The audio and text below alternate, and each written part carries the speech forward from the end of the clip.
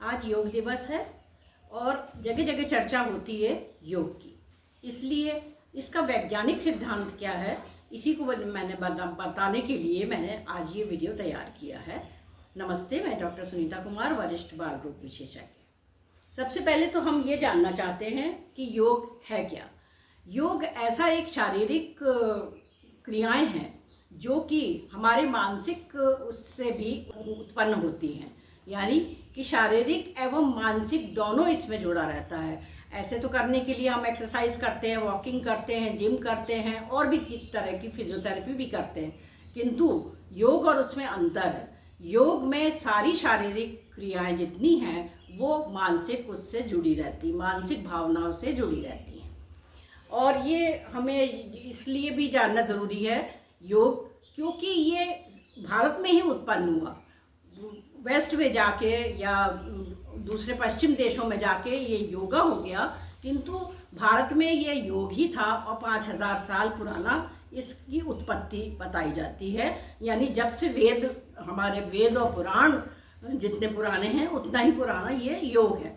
किंतु इसके बारे में लोग इसलिए चर्चा ज़्यादा नहीं करते थे क्योंकि इसको हमें वैज्ञानिक रूप से प्रूव करने का नहीं मिलता था कि किस तरीके से वैज्ञानिक तरह से प्रूव किया जाए कि योग के क्या फ़ायदे हमारे दिमाग को हो रहे हैं या हमारे शरीर को हो रहे हैं।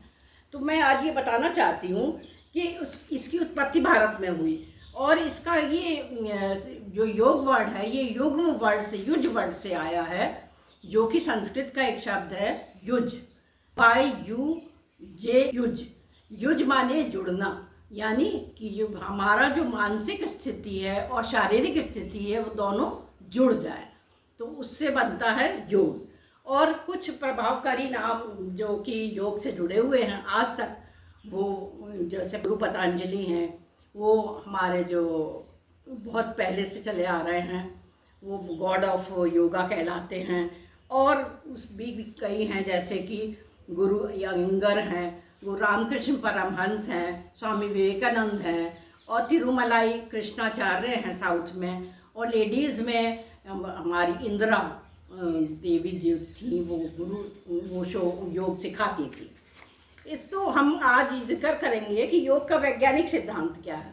वैज्ञानिक सिद्धांत ये समझने के लिए आपको मस्तिष्क और उसकी रीढ़, जुड़ी हुई रीढ़ की हड्डी तक भी जाना पड़ेगा।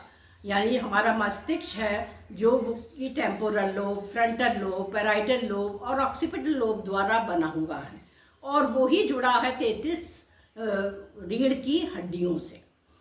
यानी इसका मतलब ये है कि शरीर की संरचना इस तरह से बनी हुई है कि जो मानसिक जो भी हमारा कुछ हो रहा है वो किसी न किसी शरीर के चीज़ से जुड़ा हुआ है, शरीर के काम से जुड़ा हुआ है। जैसे कि हमको ये डायग्नोसिस पहले नहीं पता लगती थी कि मतलब पूजा करने से या मंत्र पढ़ने से या योग के प्रभाव से किसी ब्रेन के पार्ट का थिकनेस भी बढ़ सकता है, जो कि EEG द्वारा और CT स्कैन द्वारा, MRI द्वारा ये प्रूव हो चुका है कि जो सुप्रा कॉर्टिकल पार्ट है हमारा, जो ब्रेन के ऊपर जो पार्ट होता है एंटीरियर कॉर्टेक्स का, वो थिक हो जाता है। वो इम्पॉर्टेंट है मेमोरी के लिए, लर्निंग सेंटर है वो हमारा, और वो कंसंट्रेशन भी बढ़ाता है। और उसी तरीके से टेम्पोरल लोब में स्थित है हिप्पोकैम्पस और एमिगडाला। हिप्पोकैम्पस जो है पॉजिटिव चीज़ों के साथ जुड़ा हुआ है, जैसे मेमोरी, लर्निंग इत्यादि। वो बड़ा हुआ साइज में दिखता है कुछ महीनों बाद, अगर जो भी मेडिटेशन करता है और जो भी इस तरीके के कोई एक्सरसाइज करता है जो योग से जुड़ी है, तो हम देखते हैं कि वो हिप्पोकैम्पस वाला पार्ट जो है वो बढ़ा हुआ है। और एमिगडाला जो कि फाइट, फ्लाइट और फ्राइट यानी तीनों नेगेटिव चीज़ों से जुड़ा हुआ है, उसका साइज छोटा हो जाता है। यानी हम ये कह सकते हैं कि ब्रेन का प्रभाव जो है वो शरीर के किसी भी अंग के ऊपर पड़ता है, वो भी सब मस्तिष्क के द्वारा है।